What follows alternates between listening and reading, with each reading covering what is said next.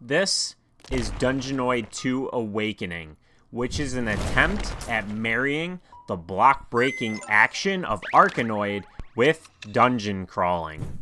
Before I get into it and really break down what I felt this game did well and not well at all, I want to set the stage for you by communicating briefly my past experiences with the two genres this is bringing together. As far as block-breaking games go, I'm a fan, and always have been.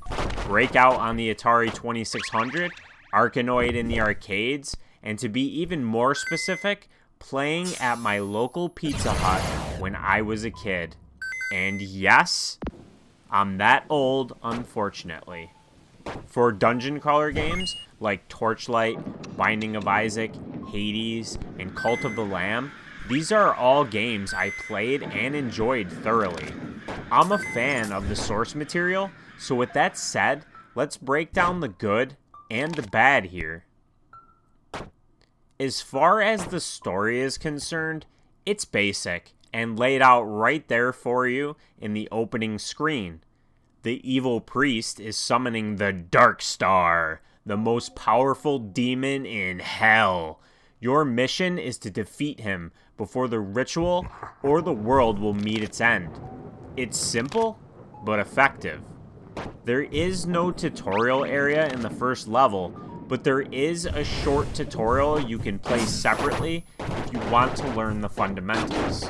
You can also access a very Super Nintendo-esque manual to learn more information about the different power-ups, the characters, and pretty much anything else you could possibly want to know about. And the manual was pretty enjoyable to look at, honestly. I spent a few minutes before I even started playing, poring over it. So after the opening scene, you're tossed right into the action. The game auto-scrolls with it stopping for battles. It plays exactly like Arkanoid on the surface, but where its dungeon crawling elements come in are with the battles. Shops to buy potions, upgrades you can acquire, and there's also 4 different character classes that you can play as, and each one has their own unique stats and special ability. In Adventure Mode, which is the default mode, you'll play through each of its 6 levels in succession. Each one is unique and different from the last, so for variety's sake, that aspect is really well done. You can find a shop in each level. Some house a permanent upgrade to your maximum health. You can also find keys to open special chests, which can reward you with an upgrade. Every level is just very busy with a lot going on, so you'll rarely have some downtime.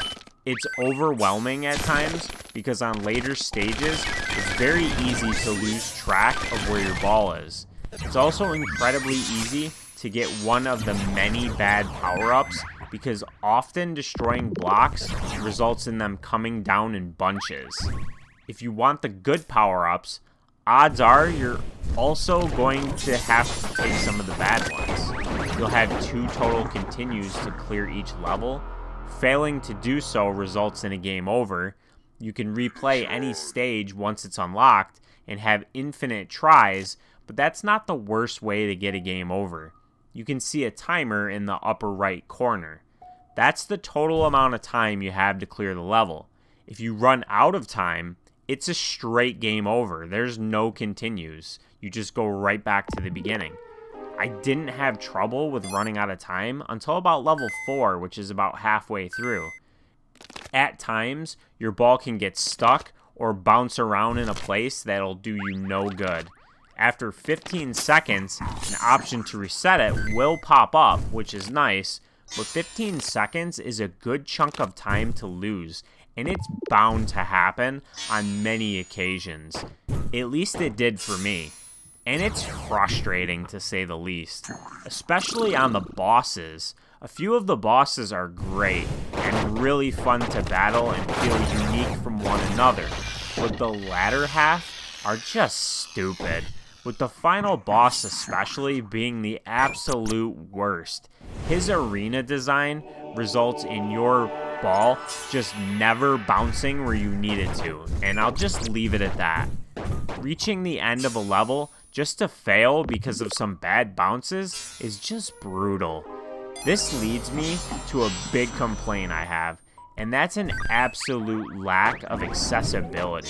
A timer by default is the biggest component to the experience that hurt my enjoyment. The other thing is the lack of an option to remove screen shake. At times, between a ton of things going on and the screen shaking needlessly, I was lost until my ball finally reached the bottom of the screen and respawned. Screen shake is always an option I turn off in every game. There are no exceptions, and not having that option was one I really missed here.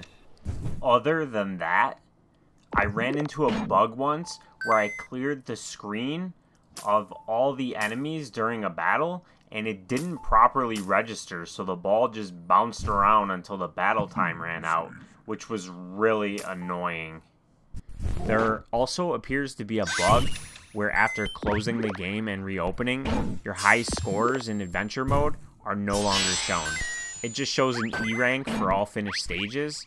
So if you enjoy trying to achieve S ranks in games, you might be a bit disappointed with that.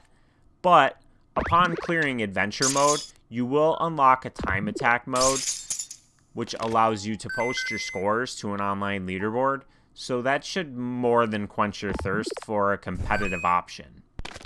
Overall, I found the first half of the game to be enjoyable. From a presentation perspective, I like the music. It has some really great pixel art. The strategy element to the gameplay of nailing the timing of the spin attack on your ball and also when to use your special ability makes for a rewarding experience at times. With the inclusion of a timer that I absolutely hated made me feel under constant pressure and really detracted from my enjoyment. The second half of the game, starting with level 4, is just a mess of frustration. Level 4 has some weird darkness on the edges of the screen that your ball can get lost in. The timer really clamps down on you starting here. The bosses are annoying to try and hit their weak points. There's more blocks, which means more power-ups, which means more bad power-ups, since they're almost unavoidable. Enemies throw more projectiles at you, and they're in a Contra-style spread gun pattern that almost felt completely unavoidable. Just a mess of design choices that really hampered my experience and had me itching for it to be over. Luckily, it's on the shorter side, with it taking me 3.5 hours total to beat adventure mode and unlock all 19 of the Xbox achievements. Dungeonoid 2 is an experience that needed a bit more polish or some customization options to really result in something that I can wholeheartedly recommend. It's not bad necessarily, but it's needlessly frustrating, and unless the gameplay shown still looks fun to you, even after everything I've described in great detail here, then I'd say pass on it, as it's a very mediocre experience. I award Dungeonoid 2 Awakening an average score of 6.4 out of 10. I appreciate you watching this review, and I hope you found it helpful. If you enjoyed it, please like the video, comment below if you have any questions, and subscribe if you haven't done so already. And until next time, have a good one.